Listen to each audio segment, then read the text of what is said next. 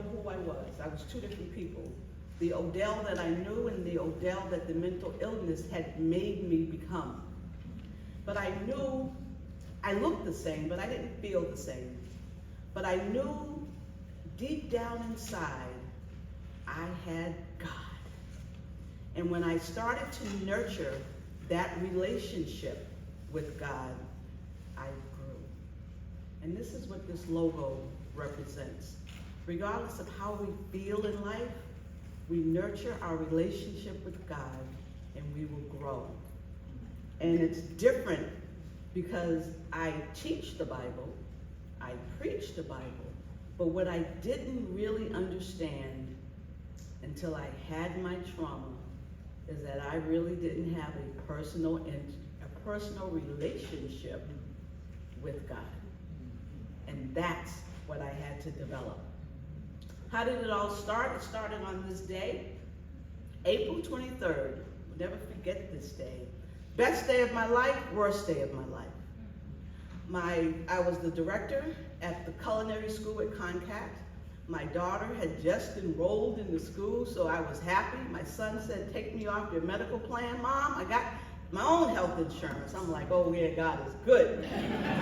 But as a mother, no, as a director, he couldn't come the original date. And the original date was the week before. So my daughter said she really wanted him there, so I changed the date to accommodate him. And what nobody knew but my daughter and I is that we would carry a guilt, even today, that no one can tell us it's not your fault. Because I changed the date of the event to accommodate my son. 12 hours later, he was killed by mistaken identity outside of Sliced Pizza Bar, if you know the New Haven area over by Southern. So it became the worst day of my life. As a mother, the guilt.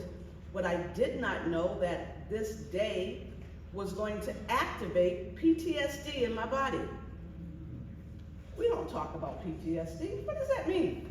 I'm not a vet. I'm a mother living in Westville, suburban urban area. I don't get PTSD. That happens to other people, not me. Was not prepared for it. And through this year, that year of 2016 was a difficult year for me because of the simple fact is that my body was responding to trauma. I looked the same, but I was not acting the same. My behaviors were not the same. People didn't know how to deal with me. They didn't know how to tell me that I needed help.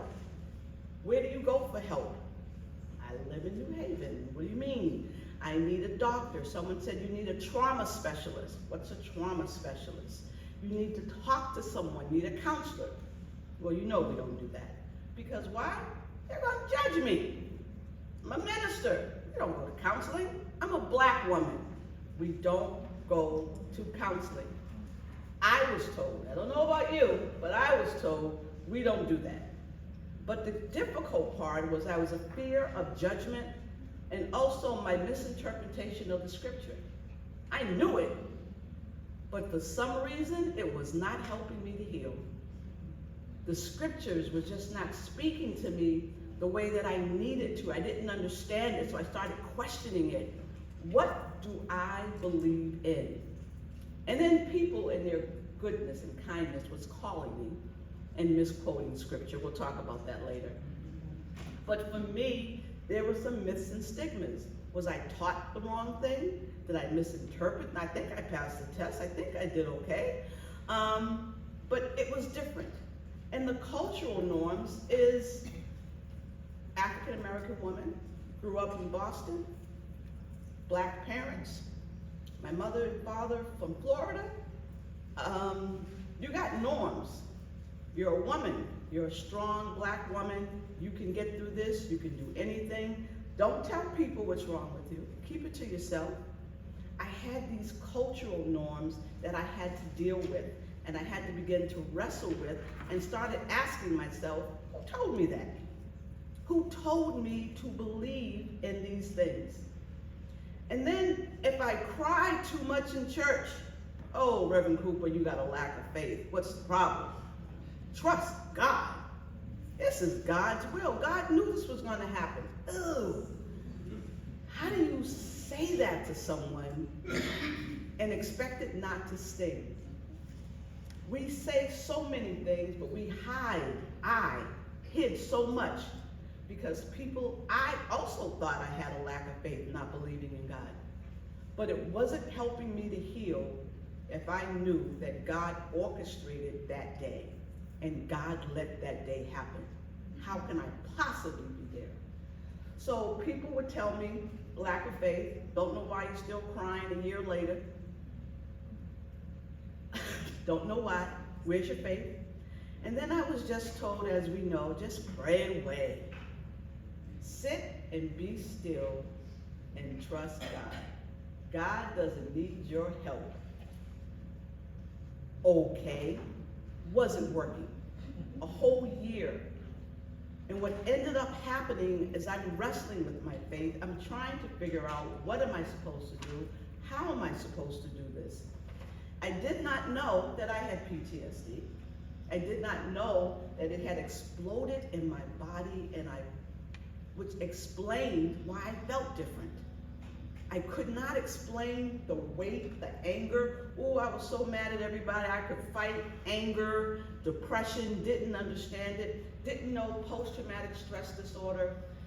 Pastors, church members, yes, it can happen in our community because of a traumatic interruption.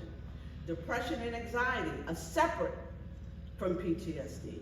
I didn't know that either. These are things I had to learn about what was going on with my body in order to heal. So low self-esteem and self-worth. I'm carrying a guilt, a justified guilt, that nobody could take away. A year later, on my son's birthday, his interruption, as I call it, became a racial police investigation, happened in Hamden.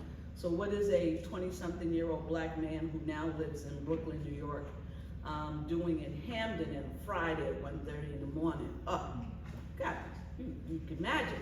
Gotta be selling drugs. Gotta be here to pick up and go back and sell.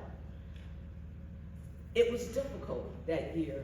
And what ended up happening is that I had a brain aneurysm a year later on his birth date. Doctor said, stop praying for her, she ain't gonna make it. She's not coming out of surgery. It's been 8 hours. She's not coming out. Okay, we'll give her 3 more days. She's still in critical condition. Still here. We'll give her a week. So this God that I've been yelling at and angry with, trying to understand what was going on, was with me. And I didn't know it. I could feel me lying in the bed and I'm wondering what's going on. I could feel this angel hovering over me. I'm like, look, if you came for anything, here's my bargain. Take this pain because I can't carry it. Trauma is too heavy to carry.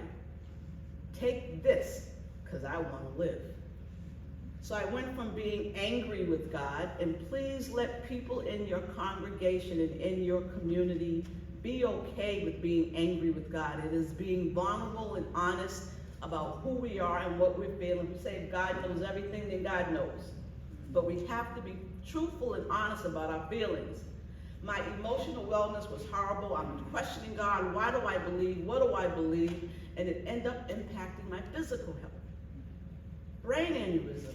I'm thinking I can go back to work. Hey, I'm trying to find a job. My family's like, do you know you had a brain injury?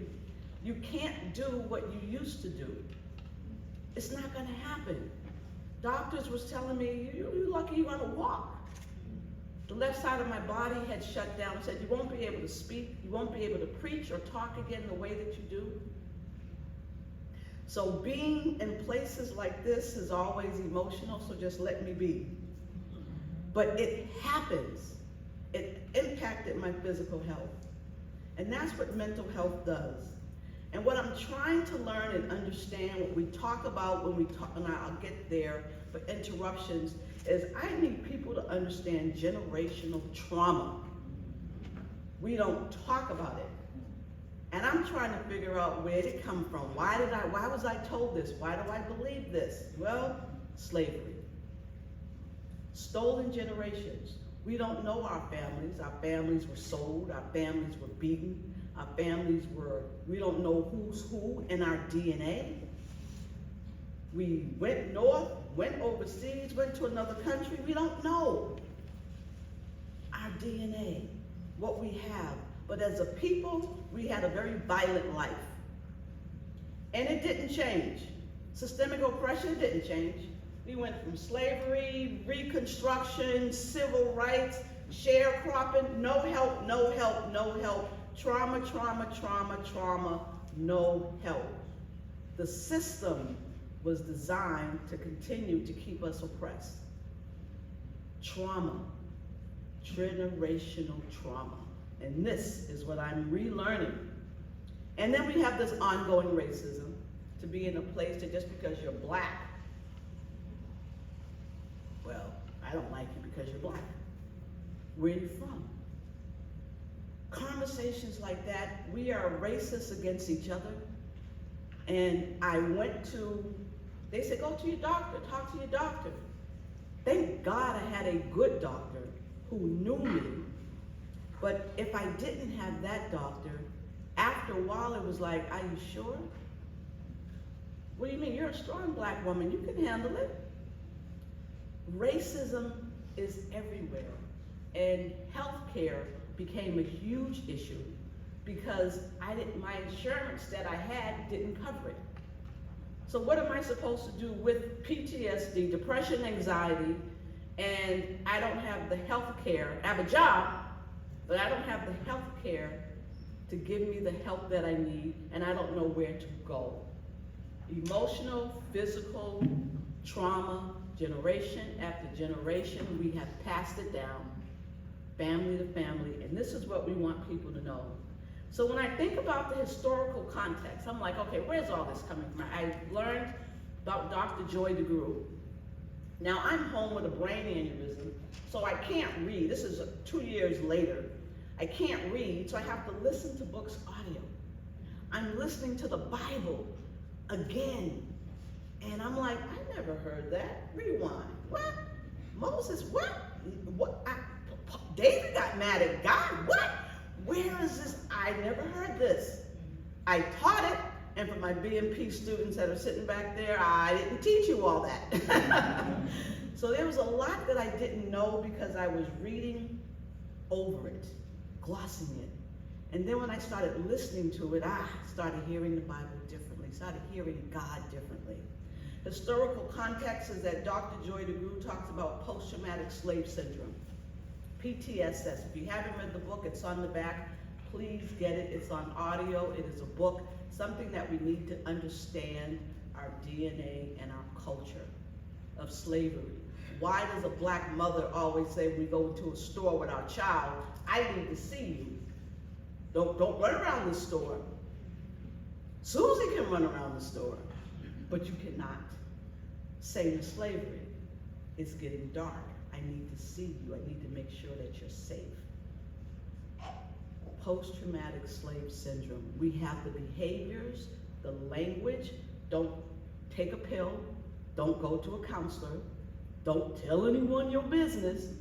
And if you're crying, whimper and silent, don't let people see it. And when you go to church, look your best and say, I'm blessed and highly favored. It's a mask that we were taught to wear. Dr. Joy DeGruy, this book helped me to understand the historical context. Epigenetics, something that I want to make sure that when my facilitators, when we teach interruptions, that we want everybody to know about epigenetics. That trauma is hereditary. It's in our DNA. Look it up, write it down, look it up, understand it. There are studies that this country knew. This didn't filter down to us, but we pass down trauma.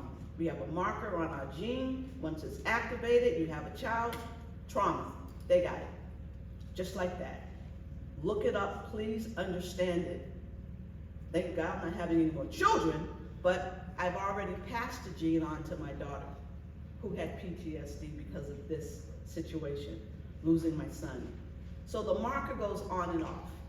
And the concept that Dr. Joy DeGruy says is, you have to have a generation of no trauma, generation of no police killing black people, no planes, no bad food, no health care, no poor living, no homelessness, not impacted by any of this for an entire generation before the gene is deactivated. Not for us. The gene we pass on, so it is important to make sure you talk to your children about their health. We didn't tell our children our health issues, the pills that we take, our medication. We kept it to ourselves. It's not fair to the next generation.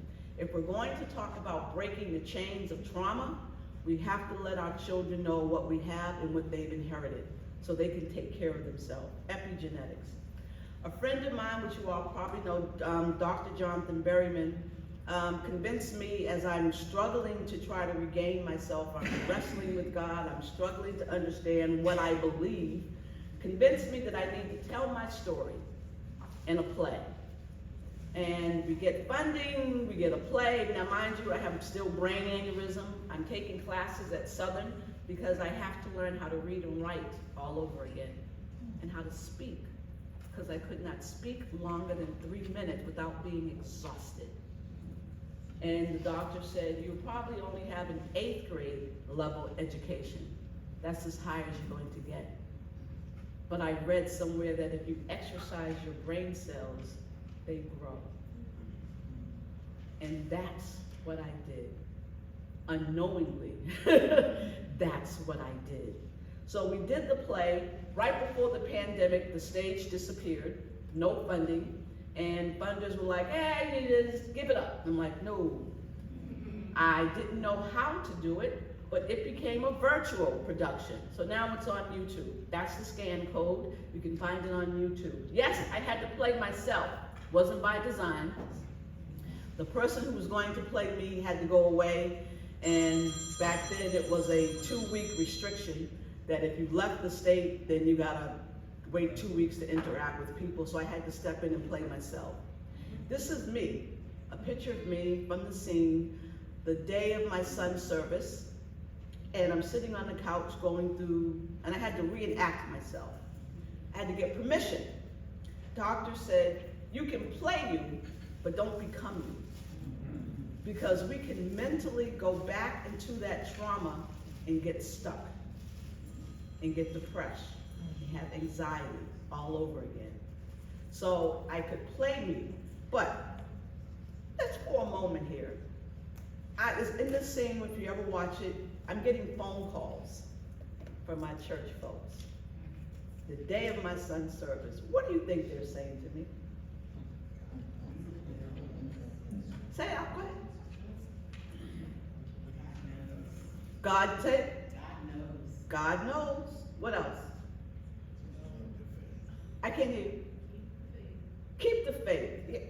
Daily service. Keep the faith. What else? Weeping may endure for a night, but joy comes in the morning. There you go.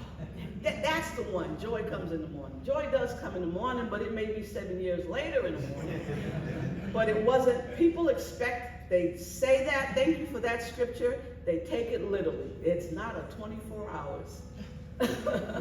It's not. The morning comes when the morning comes. And I had to do this. But meanwhile, I'm angry. I have depression. I have anger. And I never knew how angry I was. But like everybody, like most people, we become numb to gun violence. We become, because we hear it so much. So I became numb to it until it happened to me. And I kept hearing another young black man was shot outside a sliced pizza bar on a Friday night at 1 o'clock in the morning. Another black man was shot, and it triggered me. Heard a voice, the spirit said, shut it down. I didn't know how. I am a part of an organization called Connect, and went to the organizer. So what we did was we challenged this we challenged Slice Pizza Bar. We challenged their liquor license in court. But we needed the support of the mayor and the police chief in Hampton. And at the time, they were very helpful. They gave us information. They gave us 100 911 phone calls every Friday night for 10 years of crime, shooting, violence, being vandalized, guns going through houses, bullets, for 10 years. Their job was not, the mayor said, my job is not to shut down businesses. I said, but it's mine. The only thing I wanted to do, I knew I couldn't stop gun violence, but I knew that I could stop another mother from waking up the way that I did because of gun shooting at Slice Pizza Bar. So this is me, the Connect team. We're looking at the owner, and this is in the paper, so this is okay, I gotta use this one. And what he said was, it's not my fault. He said, y'all are black people. Black people sell drugs and black people shoot. I just sell affordable pizza. And that's what he said. So you can see my pastor at the time, Pastor Bennett, was like, yo, back up.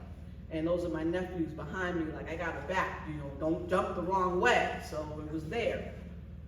But social justice, we have a voice, we have a right to take action in our community.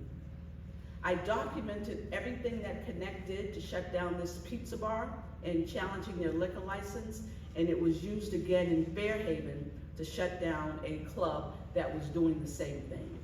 I documented it so that model can be used again and again because it worked. We just don't know about it. So I wanted to share.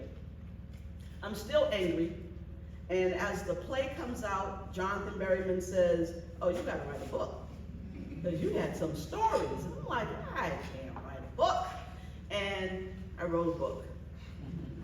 And I'm telling the story, and the story's evolving as time and life goes on, and I really don't know what I'm doing. I'm just, okay, I don't know how to do this. Remember, I'm going to class to learn how to read and write.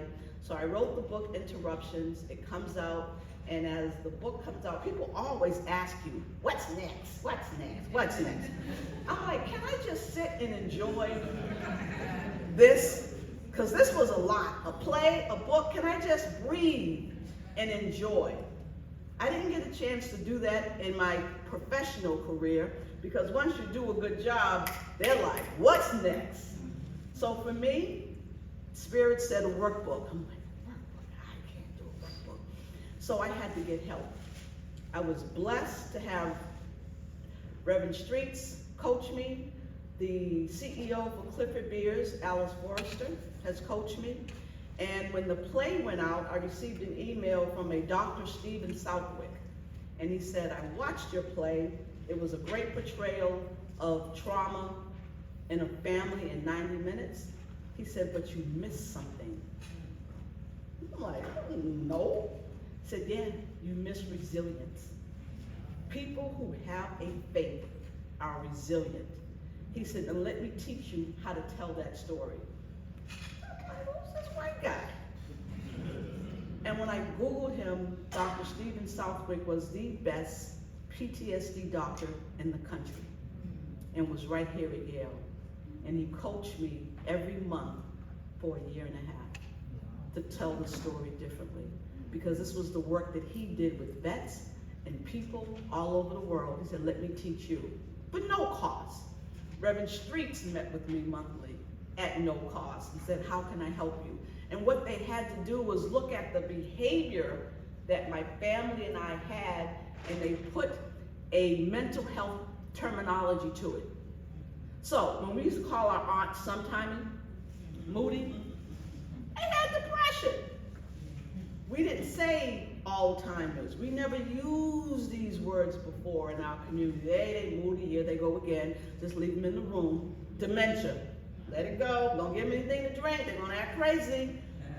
You know, so they helped me to put language to behavior so that we can recognize the behaviors every day. When you keep hearing someone saying, I can't believe this is happening, I don't know what I need to do, sign of anger, anxiety, and depression. You drink alcohol, it's going to elevate your depression. But the trauma is so heavy, I wanted to get rid of it. I wanted to numb it. So I did what I did. What I didn't know how to do. I'm now going to go to happy hour. So for me, I'm doing happy hour. My daughter has a daughter. She can't do happy hour. She's putting the child to bed and she's drinking to numb her pain. And she's smoking. And I'm living in this house with her and I don't know it. People said, they live together. We see them coming and going, they must be fine. No, we weren't fine. And this is what we talk about in the workbook. I've been blessed to be able to train facilitators who have gone through the training to train other churches, and they're sitting there at that table right there. I'm so proud, my facilitators and my coordinator who's helped me brand this and to tell this. And if you haven't met Reverend Treach, which I know he's back at the table back there. So what do? We talk about interruptions in everybody's life. We want them to understand trauma, the grieving process. It is difficult, pastors in the room, deacons in the room, ministers in the room, when we go to church and we're grieving and we're told not to cry. Don't cry, they're in a better place. No, they were murdered. They could be in a better place, but that's not where we want them. It's not like they died at 90. I was getting ready to say 70, but I'm 60, I'm saying 90, okay? So 90s. So what I'm learning, going through these classes, the facilitators and I come back and we say, what are you hearing? What are you hearing? And what we're realizing is that we grieve our healthy self. I was grieving the Odell that I used to be, that I could travel and on my own, eat what I want, do what I want, drive where I want, to Odell that couldn't because of the brain aneurysm. People are grieving relationships with their family members who now don't recognize them because they have dementia. They're grieving relationships. So I'm gonna be modifying that section and talk about grief. And the difficult part is this homegoing service. In our culture, we call it a celebration of life. It is very hard. Please know I'm gonna say it, but the parent doesn't say it for you. It is very hard and unfair to say a celebration of life for a young person whose life was brutally taken away. I'm struggling to find words to say about what my son did at this young age when the life hasn't even happened. And then I ended up working with other mothers. Their children were 12 and 13, and they're going back to daycare, what their daycare teacher said, and what they did in sports. Homegoing service is difficult, and let us cry in church, please. Let us cry. Carrying the weight of trauma is difficult, it's heavy, we're not meant to carry it. We talk about social justice, and we talk about resilience and emotional wellness, because that's where everybody wants to be. So how do we get you there? So what we do in the class, we have a couple of diagrams that we use, and it has helped me. How do we get people to take their pain to the cross? How do you do it? We start with suffering, but who's listening to us?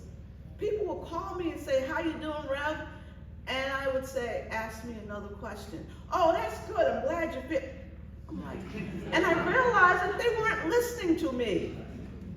But no one wanted to hear, I'm not doing well. This doesn't feel good. This doesn't feel right. Something is wrong. No one wanted to hear me that looked like me. Where's your faith? Pray more. Reverend Cooper, did you stop tithing? Things like that. Lamenting, giving it to God. I was blessed to be able, someone who didn't look like me found me a counselor to go to. And she says, okay, this is what we're going to do. And I said to her, you have to let me bring my God into counseling. She's like, huh? I said, there are some things that you can answer because of your degree, but there are some things God can only answer, and I need God here. So how do you get from suffering to resilience, be able to rebuild yourself? It takes time. It takes hard work. I wanted to do it because I knew if I died on my son's birth date, I would have destroyed my daughter's life. Too much. She'd have been Coco in Florida somewhere, swinging on a pole, doing something.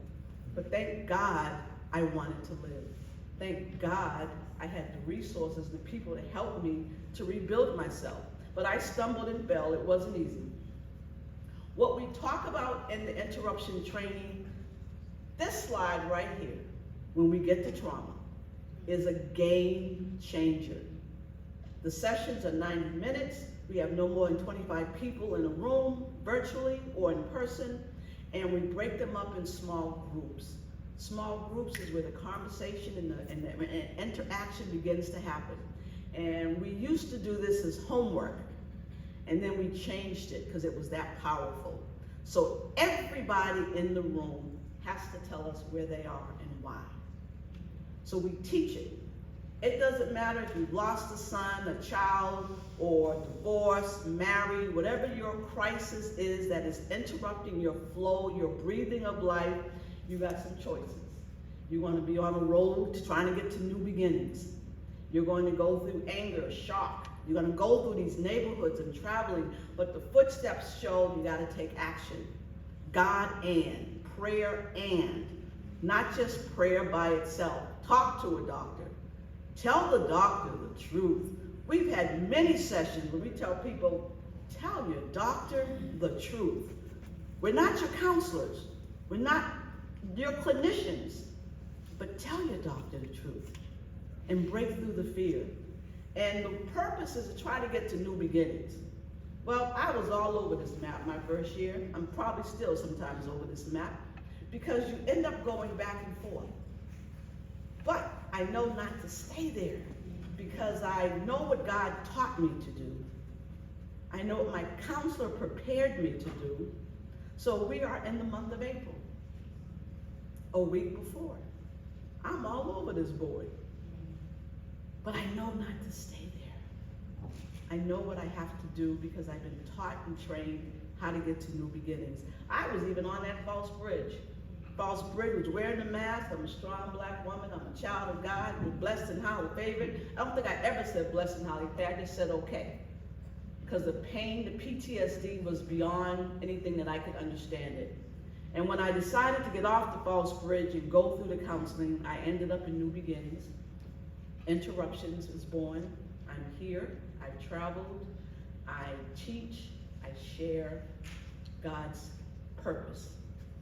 And the purpose is take interruptions to the people and help them to heal. And when I tell you this slide right here is a game changer, there isn't anyone in that room who doesn't say, at this point, I need to see a counselor. Where do I go? Someone said, I've been on the false bridge my whole life, but the pain is just too deep. I can't. We got it. We don't ask you what it is, but if it's too deep and they can't deal with it, that's where they're going to stay. And they realize that they're in pain. We've had people say, I've been in trauma for 38 years carrying this. I want to talk and see somebody. We've had a pastor's father say, I never needed counseling before, but I think I need to talk to someone now. Miracles are happening. I have been blessed with this team because I don't have to convince them this is the best thing to do. They see it and they stay. And their heart is in it because they know that this is God bringing to us. And people say, Odell, how can you be so transparent and talk about this in front of people? I don't have anything to lose. Lost my son, lost my health, have what I have. It looks the way it looks. If it's designed to help you, God saved me for a reason, so this is it. So resilience and faith are important. How do you get there? How do you do it? How do you adapt?